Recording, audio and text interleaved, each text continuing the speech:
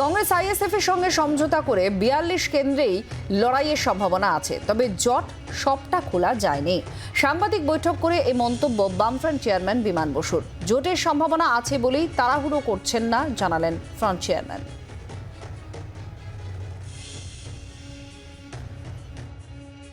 Combination তার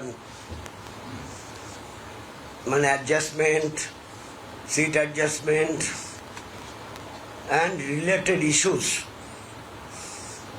are still remaining pending. এখনো সেটা সবটা জট খোলা যায়নি। তৃণমূল বিজেপি বিরোধী বোঝাপড়ার মধ্যে থেকে ৪২টি লোকসভা কেন্দ্রে লড়াইতে অংশগ্রহণ করতে পারে, তার সেই সম্ভাবনা আছে বলেই আমরা তড়িঘড়ি কিছু করতে চাইছি না। আর এই অ্যাডভান্টেজ পয়েন্ট আমরা পেলাম because of 7th phase of election. একটা রাজনৈতিক সম্মিলনী বামফ্রন্ট আন্দোলন সংগ্রামের মধ্য দিয়ে গড়ে উঠেছে, তার ঐক্যকে যেমন আমরা রক্ষা করব, সেই ঐক্যের ভিত্তিতে আমরা একটা বৃহত্তর ঐক্য গড়ে তোলার চেষ্টা করছি। কিন্তু অন্যদেরও যারা আসবে তাদেরও সেই সমঝোতার রাস্তাটাকে বেছে নিতে হবে। 2 কদম তুম ভি চলো, 2 কদম হাম ভি চলে, তবে ঐক্য হয়, একতরফাভাবে হয় না। তাহলে আমরা বামফ্রন্ট যেভাবে ধৈর্যের পরীক্ষা দিচ্ছি এবং একতরফা এখনো অনেকগুলো আসন আমরা ঘোষণা করতে পারতাম, আজকে পুরো তালিকা আমরা ঘোষণা করতে পারতাম। সে তালিকা আমি আগেও জানিয়েছি, এখনো বলছি প্রস্তুত আছি আমরা। কিন্তু আমরা তো শুধু বামফ্রন্ট লড়তে চাইছি না। বামফ্রন্টের সঙ্গে যেমন কংগ্রেসকে শরিক করেছি, আমরা আইএসএফকে আহ্বান জানিয়েছি, আমরা অন্যান্য তপশিলি জাতি, আদিবাসী, মতুয়া সংগঠন আছে তাদেরকে আহ্বান জানিয়েছি। যারাই সাড়া দেবেন তাদের জন্য আমাদের দ্বার উন্মুক্ত আছে। জোটের স্বার্থে এখনো অপেক্ষা করছেন, তবে আর বেশি দিন নয়। ডায়মন্ড হারবার কেন্দ্র থেকে প্রার্থী হওয়া নিয়ে এই মন্তব্য করলেন নওশাদ সিদ্দিকী। একই সঙ্গে তিনি বলেন, ডায়মন্ড হারবারের লড়ার জন্য তিনি 100% প্রস্তুত, দলের অনুমোদনের অপেক্ষায় আছেন।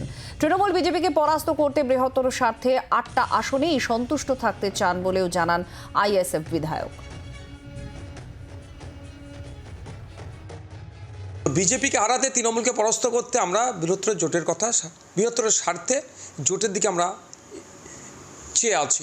সেই জন্য আমরা আমাদের প্রথম পর্যায়ে আমাদের প্রার্থী ঘোষণা করে আর দ্বিতীয় পর্যায়ের প্রার্থী ঘোষণাতে একটু দেরি হচ্ছে, তবে বেশি দিন তো ওয়েট করা যায় না। আগামী কয়েকটা দিনের মধ্যে ডায়মন্ড হারবার সহ রাজ্যের বাকি যে জায়গাগুলো প্রার্থী দেবো সেগুলো ঘোষণা হবে। আমরা 20টার ওপরে কিন্তু আসনেই আমরা কন্টেস্ট করার মতো প্রস্তুতি রেখেছিলাম। জোটের স্বার্থে সেটাকে নামিয়ে 14, সেটাকে 14 থেকে নামিয়ে 12, 12 থেকে 10 থেকে শেষ পর্যন্ত 8 পর্যন্ত, যে আমরা 8টাও সব থেকে কম 8টা নিয়ে আমরা লড়াই করতে প্রস্তুত আছি বৃহত্তর স্বার্থে। সেগুলো যখন হবে না তখন আমরা আমাদের মতো কথাই যাবে, সেটা যখন ঘোষণা করবো তখন দেখবেন।